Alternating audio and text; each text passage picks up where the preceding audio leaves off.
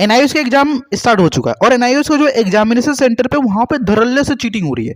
और ऐसे बहुत सारे बच्चे हैं जो इस बात को लेकर कंफ्यूज है कि भाई अगर हमारे सेंटर पे चीटिंग हो रही है तो क्या हमें कोई प्रॉब्लम हो सकता है, जो चीटिंग कर रहे हैं क्या उसको कोई प्रॉब्लम हो सकता है, अगर हम चीटिंग ना करें तो क्या हमें कोई प्रॉब्लम होगा, अगर हम चीटिंग करते हैं तो क्या हमें कोई प्रॉब्लम होगा। वो सारे क्वेश्चंस को मैं बताने वाला हूँ। तो है गाइस, मेरा नाम है Ravi Kishan, welcome to short study tutorial.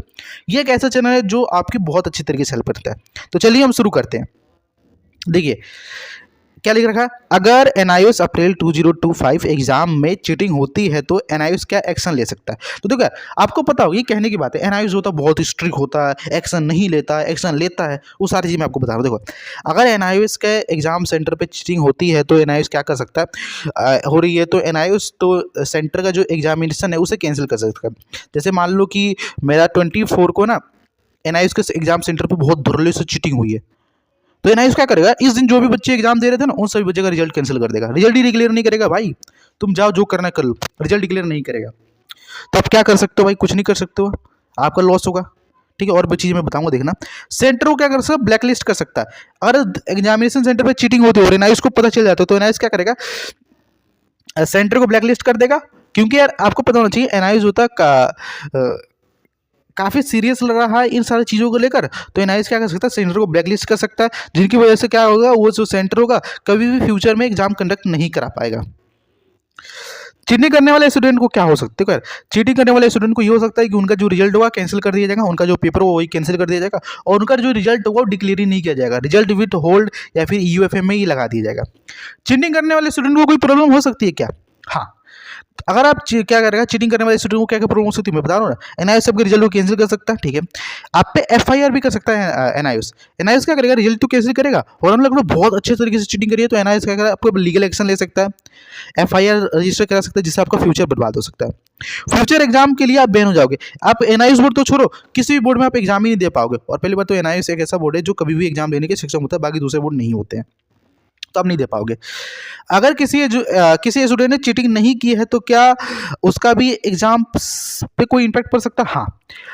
अगर एक चीटिंग में बहुत बच्चों ने चीटिंग कर रखी है, एग्जाम सेंटर में बहुत बच्चों ने चीटिंग कर रखी है, तो एक सेंटर का कैंसिलेशन का इम्पैक्ट, अगर चीटिंग की वजह से एग्जाम सेंटर का जो उस दिन का एग्जाम अगर कैंसिल हो जाता है तो उन स्टूडेंट को भी नुकसान होगा जो इन्होंने चीटिंग नहीं की है। तो जो चीटिंग नहीं कर रहे उनका भी पेपर कैंसिल हो सकता है। तो आपको ये चीज़ देखना है, ठीक है। आप क्या कर सकते हो, अल्टरनेटिव मेथड क्या हो सकता है, री एग्जाम देख सकते हो या फिर अल्टरनेटिव री अरेंजमेंट कर सकते हो। एनआईओएस ऐसे स्टूडेंट के लिए री एग्जाम या अल्टरनेटिव अरेंजमेंट को भी लेकर चलता है, ठीक है। और ये जो प्रोसेस होता है टाइम टू टाइम आपको पता चलता रहेगा। बाकी आप क्या सकते हो, अगर लगता है कि भाई मैंने चीटिंग नहीं की लेकिन मेरा एग्जाम कैंसिल कर दिया गया, तो आप एनआईओएस के हेडक्वार्टर पे जाओ, उनसे बात करो, भाई उनसे लड़ो, ठीक है, आपका टाइम बर्बाद हो रहा है, ठीक है। चीटिंग करने वालों को क्या पनिशमेंट मिल सकती है, तो देखो मैंने आपको बताया था ना कि आपका जो रिजल्ट होगा नलीफाई हो जाएगा। नलीफाई भी इन द सेंस कि आपका रिजल्ट ही डिक्लेयर नहीं किया जाएगा, आपको ब्लैक लिस्ट कर दिया जाएगा बहुत सारे एग्जाम के लिए, ठीक है। आपके पास कुछ ऐसे लीगल एक्शन ले सकता है एनआईओएस, तो ये सारी चीज़ें एनआईओएस कर सकता है। अगर चीटिंग काफ़ी कॉमन हो रही है सेंटर पे तो एनआईओएस क्या एक्शन लेगा, सेंटर को ब्लैक लिस्ट कर देगा, ठीक है। आप रीएवोल्यूशन रिकंडक्ट के में जो होगा, जिन्होंने स्टूडेंट नहीं किया तो वो कर सकते हैं अप्लाई, ठीक है। चीटिंग नहीं किया लेकिन उनका रिजल्ट अगर कैंसिल हो गया तो एनआईओएस स्टूडेंट अपने सेंटर पर चीटिंग से कैसे बचे। जो भी बच्चे हों जिनको लगता है कि मेरे सेंटर पर चीटिंग हो रही है तो कैसे करें, अब वो करना कुछ नहीं है, आपको क्या करना है, बहुत अच्छे से चीटिंग हो रही है तो आपको क्या करना, अपना जो पेपर होगा खुद लिखना, अपने आंसर्स पे लिखने की कोशिश करना। बहुत सारे बच्चे होते क्या करते हैं भाई, जो बच्चे चीटिंग कर रहे हैं सभी एक ही साथ कॉपी में सारे आंसर लिखे रहते हैं, तो नहीं करना, आपको अपने आंसर को खुद बनाकर लिखना है, ठीक है। पढ़ाई करके रखे हो तो आपको पता का आंसर लिखना होगा, ठीक है। प्रॉपर सेंटर का सिलेक्शन करो। भाई देखो एग्जाम एनआईओएस में ये तो दिक्कत है यार, हमें ये नहीं पता चलता भाई, और ये एनआईओएस में नहीं हर सेंटर पे दिक्कत होती है। किसको पता है कि भाई चेंटर पे चीटिंग होती है, नहीं चीटिंग होती है, और क्या स्टूडेंट को ये पता है कि भाई हम हर सेंटर पे चीटिंग हो रही है नहीं हो रही है, वो तो कुछ लोगों ने बना रखा है ना इस चीज़ को। तो अब और दूसरा ये क्या है कि आपको पास सेंटर सेलेक्ट करने का कोई ऑप्शन नहीं होता, ठीक है। तो ये चीज़ें होती है, रूल्स का पालन करें। एनआईओएस से गाइडलाइन दिया गया उनके हिसाब से आपको रूल्स को फॉलो करना। किसी भी तरह की कोई प्रॉब्लम होती है तो एनआईओएस के जो सुपरवाइजर है या फिर बहुत से वहाँ के सुपरवाइजर है उनसे आप बात कर सकते हो, ठीक है।